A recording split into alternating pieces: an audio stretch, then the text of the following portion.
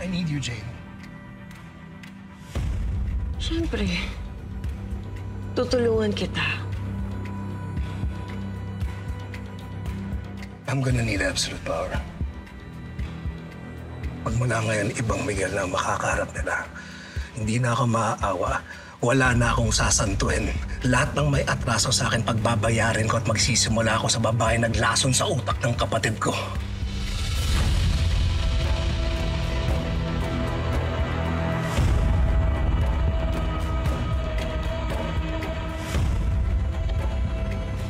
So, anong plano mo?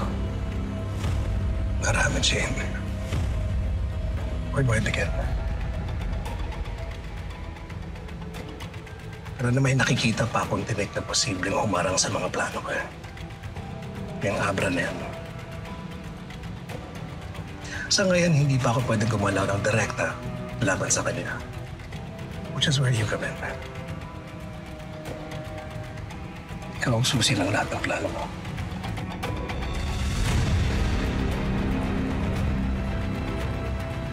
Hindi ko man mapatay ang Abra na yan. Kailangan ko siyang wasakin. Pahihirapan ko siya hanggat siya na mismo ang pumatay sa sarili niya.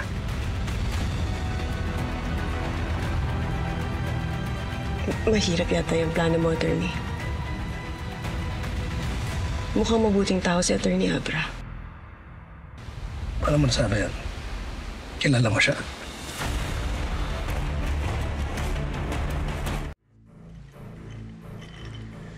Maraming salamat, Manong.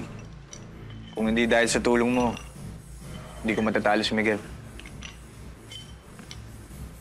Hindi mo basta-basta matatalo si Miguel.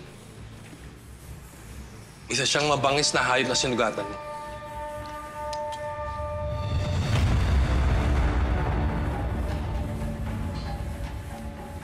Asahan mo na lalo pa siyang babangis.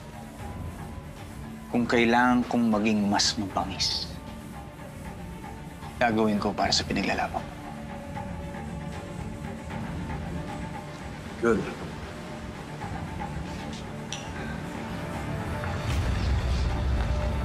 Paghandaan mo ang susunod niya pagsalakay.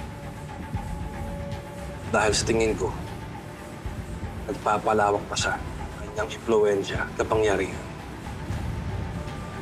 Pag nagkataon, mahirap na siyang mapigilan.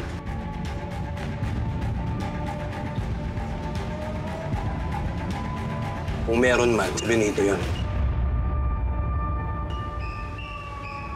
Yun ay kung gigising pa siya.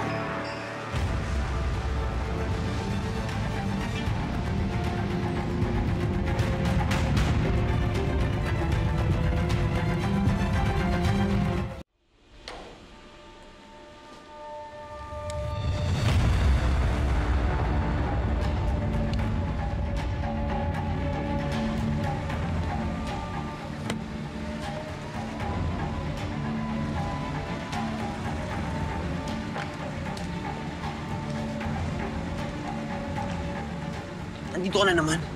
Si Ma'am Mercy nasa loob ng kwarto niya. Wala na akong pakialam sa kanya. At huwag mong kakalimutan may karapatan din ako sa mansyon. May karapatan din ako kay Judge.